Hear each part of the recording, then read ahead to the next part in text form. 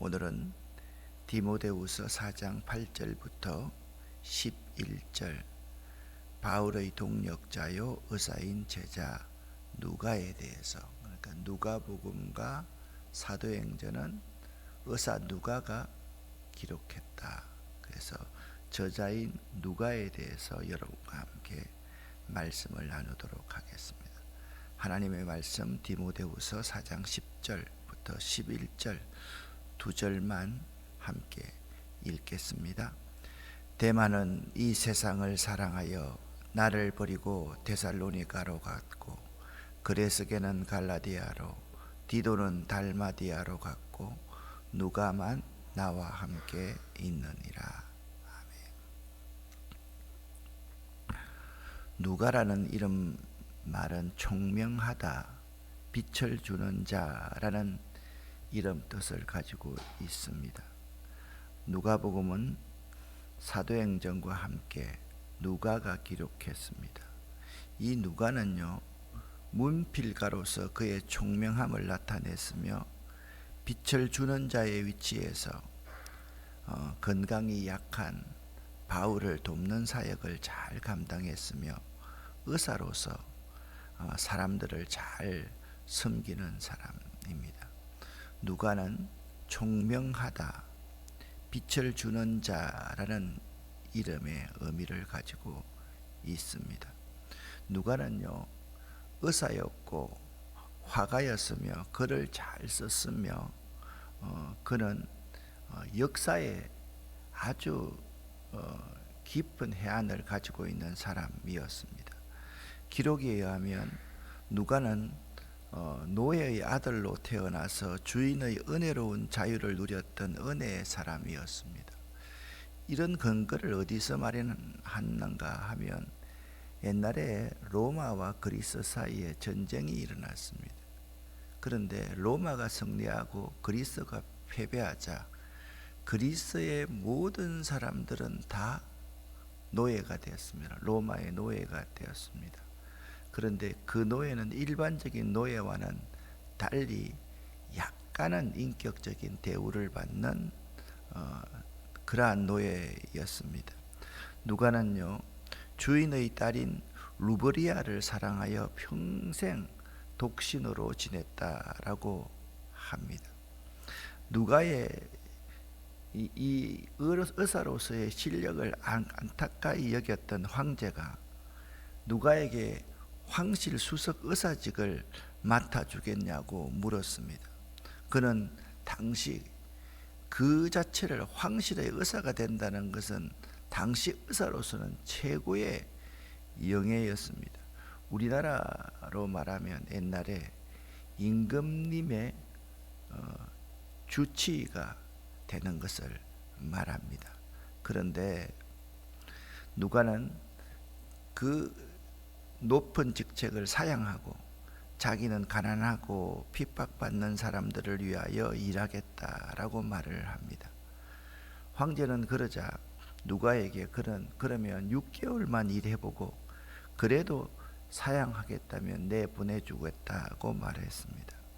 황명을 죽이면 죽음이었으므로 그는 황궁에서 6개월 동안 생활을 합니다.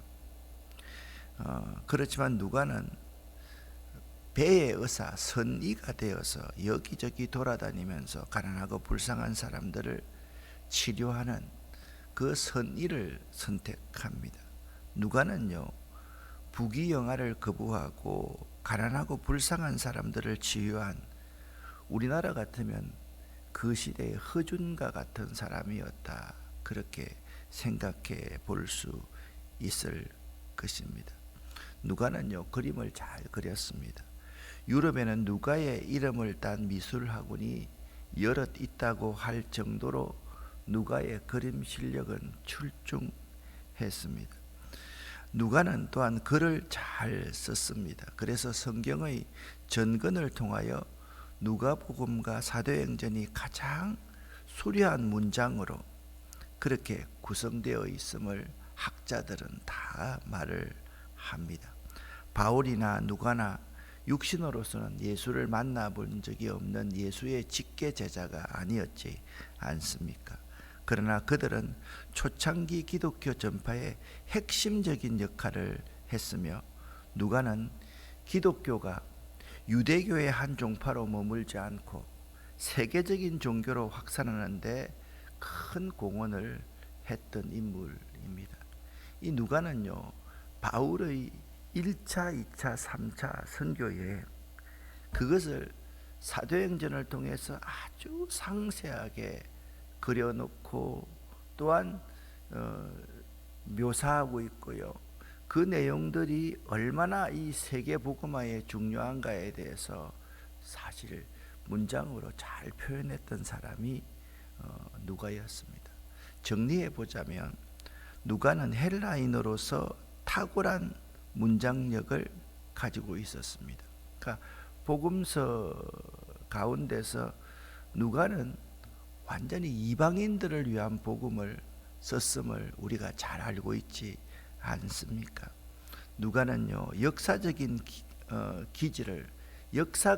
기질을 소유했기 때문에 모든 행적을 꼼꼼하게 잘 지명과 그 지역의 상태들을 잘 기록해 놓았던 사람입니다. 누가는요, 가만히 앉아서 글을 적는 사람이 아니었습니다. 예수께서 다니시던 팔레스타인 전 지역을 답사하면서 모든 사람들을 많이 만나보고 예수님을 만난 사람들의 이야기를 모두 듣고서 누가복음을 기록하고 사도행전을 기록했다. 말씀드렸듯이 누가는요, 바울과 함께 12제자도 아니고 그는 예수님을 직접 보지도 못했으면서 복음서를 읽어보면 12사도들도 미처 챙기지 못한 이야기 30가지 이상을 이 누가복음에서 잘 기록하고 있는 모습을 볼 수가 있습니다. 만약 누가가 예수님의 행적과 자료를 수집하기 전에 예루살렘이 멸망되었다면 누가복음은 우리 가운데 없는 것이다, 그렇게 생각할 수 있습니다. 특별히 이제 특별한 자료 30여 가지 이상이 있다라고 말하는데, 예를 들면 탕자의 비유 같은 것, 다른 복음서에는 전혀 없지 않습니까? 이런 좋은 비유의 이야기들을 잘 기록하고 있는 사람이 누가였다. 말씀드렸듯이 누가는 예수의 직계 제자가 아니었습니다. 이 테일러 콜드웰의 친애하는 영광스러운 의사라는 이 책에 의하면요, 누가는 노예 출신의 평신도였음을 알 수가 있습니다. 그리스도가 로마의 전쟁에서 패하여서 그리스 국민은 로마인의 노예가 되었습니다.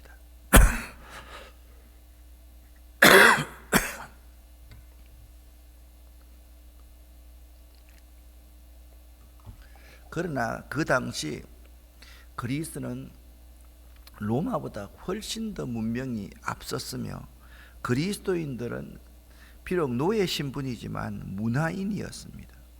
누가의 아버지 아헤네아스와 어머니 이리스는 말씀드렸듯이 그리스인이었는데요, 시리아 지역의 호민간 프리스쿠스의 노예가 됩니다.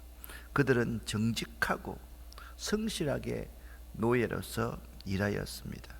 그들이 성년이 되자 프리스쿠스는 그들을 결혼시키고 노예의 신분으로 해방시켜 주어서 자유인 해방 노예로 만들어 주었습니다. 누가의 아버지와 어머니는 주인을 떠날 수도 있었으나 계속 프리스쿠스의 집에 머물며 그의 가사를 돌보았습니다. 그들 사이에 누가가 태어났다라고 테일러 콜드웰은 그렇게 말씀하고 있습니다. 누가는 오늘날로 말하면 전문인 평신도 사역자였습니다. 골로새서 4장 14절, 디모데후서 4장 10절 말씀을 보면 골로새서 4장 14절 말씀만 제가 읽어보겠습니다. 사랑을 받는 의사 누가와 또 데마가 너희에게 무난하느니라. 그렇게 골로새서는 말하고 있는데, 이 데마라는 사람은 이 세상을 사랑하여 바울 사도를 버리고 가버렸습니다. 누가만 나와 함께 있느니라, 그렇게 말씀하고 있는 모습을 볼 수가 있습니다. 누가는 끝까지 복음을 위해서 헌신했던 그러한 사람임을 알 수가 있습니다. 또 앞에 말씀드렸는데, 누가는 탁월한 작가, 화가로서 항상 그의 삶의 초점이 가난하고 소외된 자에게 있습니다. 그 직업과 동시에 자신이 좋아하는 취미로도 사역할 수 있는 가능성, 그러니까 이 의사이면서도 화가로서의 그의 재능을 뽐내었던 그러한 사람, 문필가로서 그의 재능을 뽐냈던 사람이 누가였음을 알 수가 있습니다. 바울 사도는 빌레몬서 1장 24절에서 나의 동력자 마가, 아리스타고, 데마, 누가가 무난하느니라. 그러니까 누가가 바울의 동력자였음을 잘 말씀하고 있습니다. 그렇습니다. 누가는 사도 바울의 동력자요, 친구였습니다. 동력자가 어떤 사람입니까? 하나님의 일을 함께하는 사람입니다. 하나님의 일을 함께하면서 시간을 함께 보내는 사람, 동고동락하는 사람이 동력자입니다. 우리는 말하기를 돈보다 친구가 중요하다, 그렇게 말하지 않습니까? 좋은 친구는 이웃을 위해서 목숨을 바친다라고 말할 수 있지 않습니까? 불행이 와보고 어려움이 와보면 누가 진정한 친구인지를 알 수 있다고 그렇게 말하지 않습니까? 진짜 힘들 때 있어주는 친구, 바울 사도가 그렇게 힘들 때 끝까지 곁을 지켰던 그 바울의 동력자가 누가였음을 알 수가 있는 것입니다. 자, 여러분, 우리 친구 골로새서 누가도 여러분에게 안부를 전합니다. 그렇게 골로새서 4장 14절은 말씀하고 있습니다. 누가는요, 대사도 바울의 허약한 육신을 주께서 주신 의술로서 치유해주며 도운 동력자였습니다. 대사도 바울이 복음 사역을 잘 완수할 수 있도록 끝까지 바울 옆에서 그의 건강을 챙겨주고, 바울이 선교하는 모든 내용을 꼼꼼히 기록해서 정언했던 사람입니다. 오늘날도 누가와 같은 동력자, 누가와 같이 돕는 자, 누가와 같이 전문인으로서 그의 달란트로서 주의 종을 돕는 사람이 많이 필요한 그러한 시대입니다.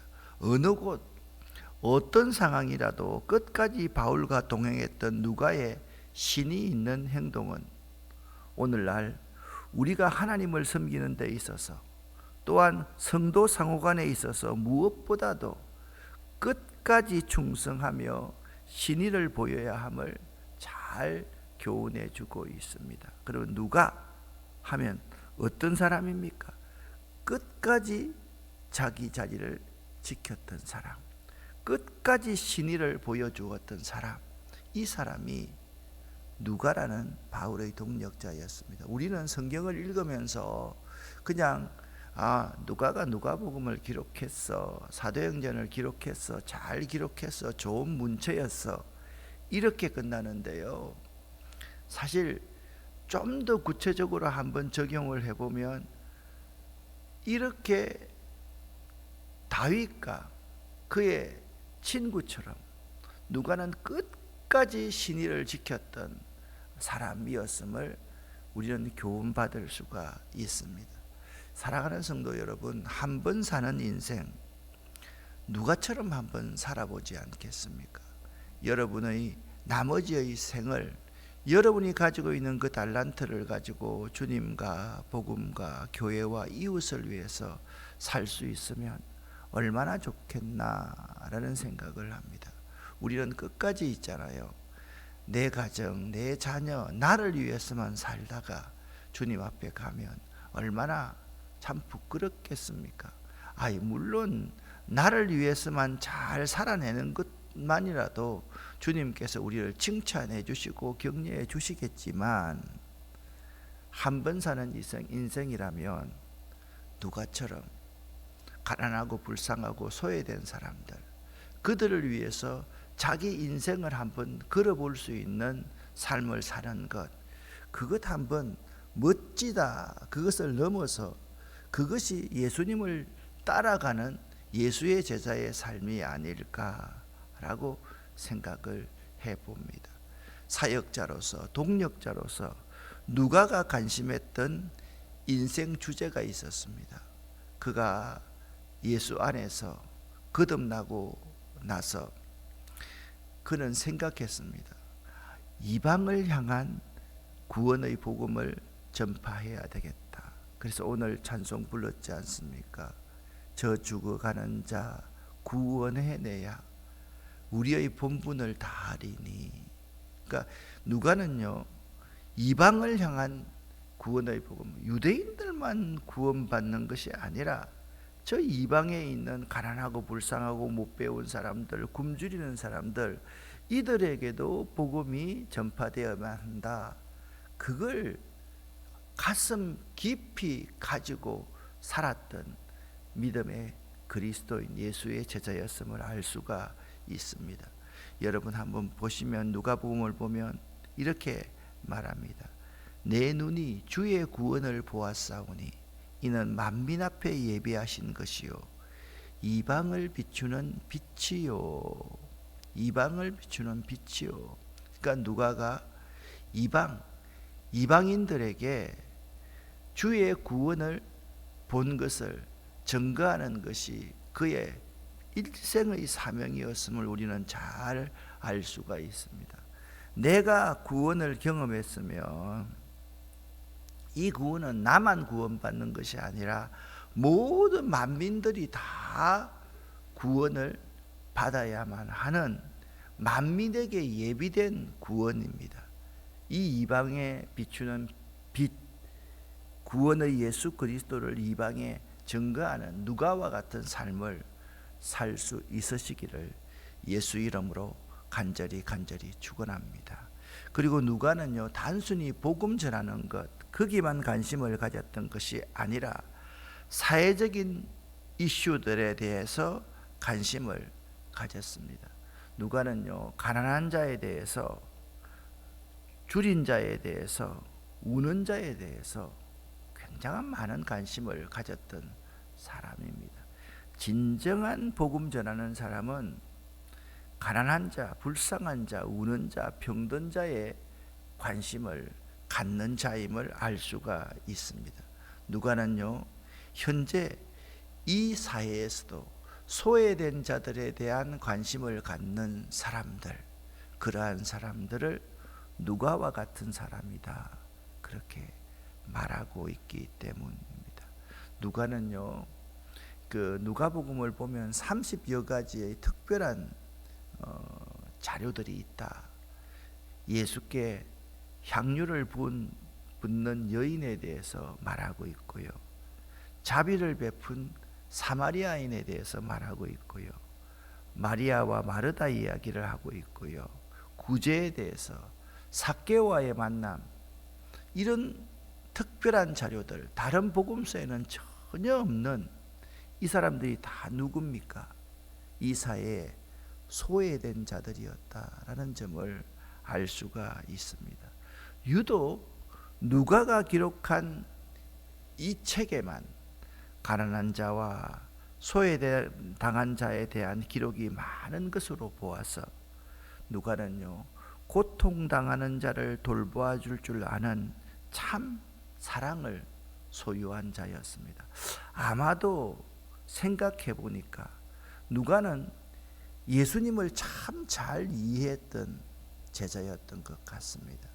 예수님의 삶이 어떤 것이냐, 여러분 예수님의 삼중사역이라고 그렇지 않습니까? 회당에서 가르치시고, 천국 복음을 전파하시고 병든 자와 약한 자들을 고치신 이야기. 그 세 가지, 이 세 가지의 예수님의 그 사역에 진심을 담고 그 사역을 내가 감당해야 되겠다. 그래서 의사로서 예수 그리스도를 인격적으로 만나고 나서 예수님을 위해서 살 수 있었던 사람임을 알 수가 있습니다. 누가는 지금 우리들에게도 도전하고 있습니다. 누가에 관한 숨겨진 이야기를 여러분과 함께 한번 읽어봤으면 좋겠습니다. 같이 한번 읽어볼까요? 누가는 의과대학을 졸업하고 로마의 집으로 가는 배를 탔다. 양아버지가 붙여준 가정교사이며 그리스인 노예 쿠사와 동행하였다. 배에서는 디오도쿠스의 아들이라고 기빈 대우를 받았다. 그런데 항해 도중 매일 밤 갑판의 노젓는 노예들이 하나둘씩 죽어 바다에 던져지는 것을 보았다. 배에는 노란 깃발이 달렸다. 알고 보니 노예들이 흑사병에 걸려 죽어나가고 있었던 것이다. 선장은 하갑판 문을 자물통으로 잠가버리고 선의도 못 내려가게 음명을 내렸다. 흑사병이 상갑한 손님들에게 전염되면 큰일이었다. 누가는 의사로서 사람들이 병으로 계속 죽어나가는데 가만히 있을 수가 없었다. 자기가 하갑판에 내려가 노예를 치료하겠다고 하자 선장은 펄쩍 뛰며 기빈실에 가두어 버리겠다고 협박을 한다. 사실 선장은 누가가 죽으면 로마에 가서 디오도루스에게 받을 엄청난 벌이 급나기도 했다. 하갑판의 노예들은 몇 명이 죽어도 상관이 없는 일이었다. 누가의 노예 쿠사는 자물통을 여는 재주가 있었다. 밤에 몰래 쿠사를 시켜 하갑판 자물통을 열게 하고 벼룩에 물리지 않게 몸에 헝겊을 칭칭 동여매고 하갑판으로에 내려갔다. 비참한 광경이었다. 정세나 소경이 틀림없는 흑사병이었다. 누가는 노예들에게 지를 보는 대로 잡아 죽이라고 하고 소독약을 뿌리고 환자들을 치료해 주고 다시 자기 방으로 돌아왔다. 그 후 죽는 노예가 없었다. 선장은 선의가 오진을 하였고 흑사병은 없었다고 기뻐하며 노란 깃발을 내리라고 했다. 하갑판의 노예들은 밤중에 몸을 감싼 아폴로 신이 내려와 자기들을 살려주었다고 믿었다. 누가의 노예 쿠사는 죽음을 무릅쓰고 사지에 들어가 환자 치료를 한 누가의 인설에 감동하여 엎드려 그의 발에 입맞췄다. 여러분, 성경에 없는 이야기이지만 누가는 이런 삶을 살았습니다. 그 누가를 바라보면 우리나라의 의사 가운데 허준이라는 심의가 생각이 나죠.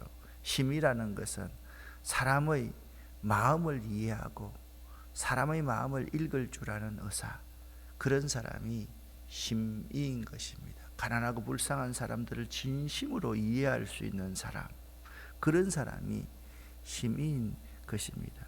어려운 상황에서 믿는 자가 어떻게 행동해야 하는가를 누가는 우리에게 보여줍니다. 그렇습니다. 우리 기독교 역사에서 가장 많은 믿는 자, 회심하는 자가 언제 생겼느냐? 중세에 흑사병이 돌 때 가장 많은 사람들이 예수를 믿게 되었다. 그러한 역사적인 기록이 있습니다. 세상 사람들은 흑사병 걸린 사람들을 다 멀리하고 내쳤지만 그리스도인들만은 부활의 확신이 있었기 때문에 그들 곁에 가서 그들을 치료해 주고 그들에게 먹을 것을 주고 그들의 친구가 될 수 있었던 것입니다. 어려운 시대일수록 그리스도인들은 빛을 발할 수 있는 존재라는 사실을 누가는 우리에게 참으로 잘 보여주고 있습니다. 누가는요, 버림받는 자, 죄지은 자, 여인들의 매우 많은 관심이 있었던 사람입니다. 특히 그 시대에 소외된 자들의 표상인 누가의 여인들에 대한 관심은 참 지대했습니다. 마리아, 엘리사벳, 안나, 창녀, 나인성 가부, 불의한 재판관의 비유와 가부 등. 그 이유는요, 누가는 말씀드렸듯이 예수의 정신, 특별히 누가의 인생 가운데서 누가가 평생 혼자 독신으로 살았는데요, 정말 사랑했던 첫사랑이 있었다라고 말씀드렸지 않습니까?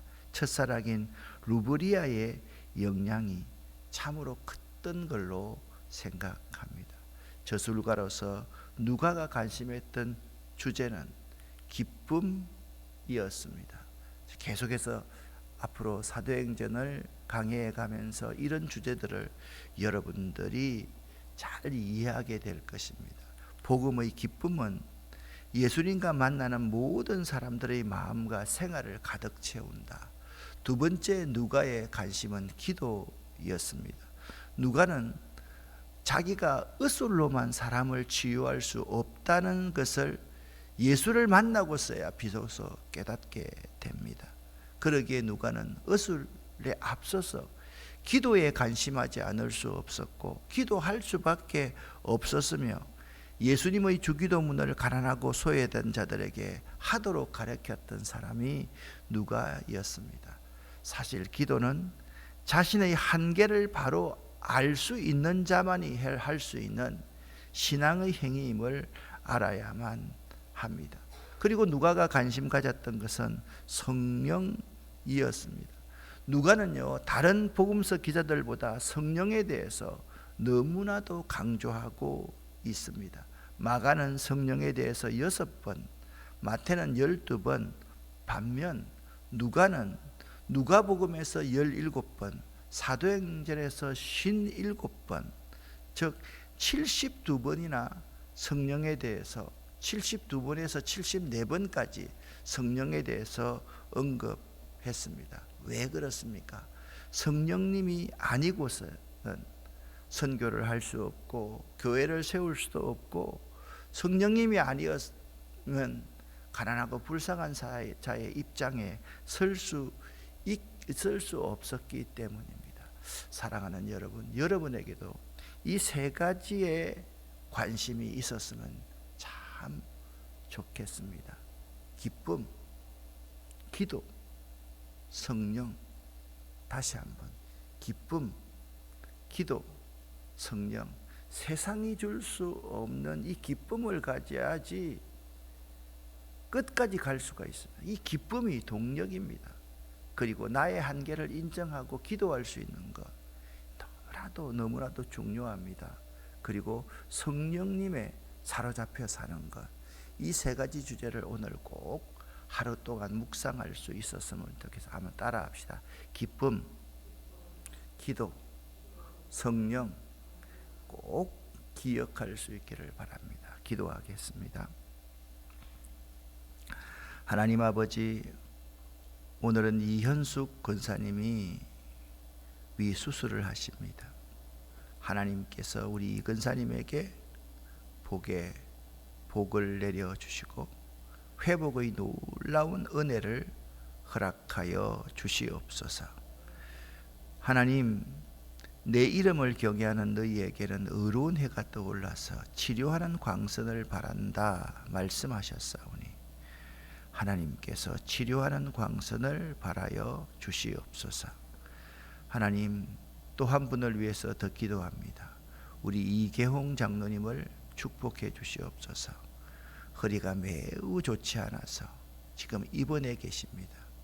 아들을 불쌍히 여겨 주시고 하나님께서 그 허리를 만져 주시옵기를 간절히 바라옵고 기도하옵고 원합니다. 하나님, 고쳐 주시옵소서. 예수 그리스도 이름으로 축복하옵고 간절히 기도 올립니다. 아멘.